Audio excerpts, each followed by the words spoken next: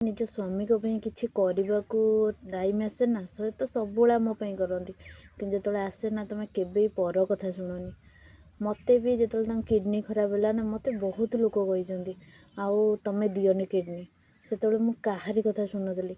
ମୋ ଜୀବନ, ମୋ ସଂସାର, ମୋ ସ୍ୱାମୀ, ମୋ ପିଲା ସମସ୍ତେ କହିବେ ନା, କେହି ଆସିକି ପାଖରେ ପଡ଼ିବେନି। କାହାରି କଥା ବି ଶୁଣନ୍ତୁନି। ଯଦି ତାଙ୍କ ପାଇଁ କିଛି କରିବାକୁ ଆସୁଛି ନା, ତାହେଲେ ଆଖି ବନ୍ଦ କରି କରନ୍ତୁ।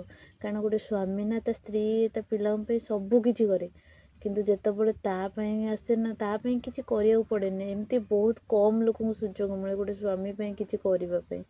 ତେଣୁ ଆଖି ମୁଜି କରନ୍ତୁ। ମୋତେ ବହୁତ ଲୋକ ଆସି କହିଲେ ଦିଅନି। ମୁଁ କିନ୍ତୁ ସେତେବେଳେ ଗୋଟେ ଜିଦି ଧରିଥିଲି, ଯଦି ବଞ୍ଚିବୁ ଆମେ 2 ଜଣ ବଞ୍ଚିବୁ, ଆଉ ଯଦି ମରିବୁ ଆମେ 2 ଜଣ ମରିବୁ।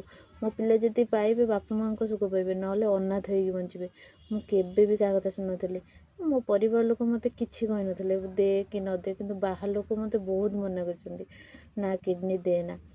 କିଡ଼ନୀ ସେମାନେ ତ କହିଦେଲେ, କାଲି ଭୋଗିଥାନ୍ତି ମୁଁ, ମୋ ପାଇଁ ଆସି କେହି ଭୋଗି ନଥାନ୍ତେ। ସମସ୍ତେ ଆସିବେ କହିଦେବେ କିଏ କଲାଣି ଆଜି। ମୁଁ ଜାଣିଛି ମୁଁ ଆଜି ଏତେ ଯେଉଁ ଷ୍ଟେପ୍ ନେଇଛି କେତେ ବଡ଼ ଠିକ୍ କାମ କରିଛି। ଯଦି ସେତେବେଳେ ମୁଁ କାହା କଥା ଶୁଣିଥାନ୍ତି, ଆଜି ମୁଁ କାନ୍ଦି କାନ୍ଦି ମରୁଥାନ୍ତି।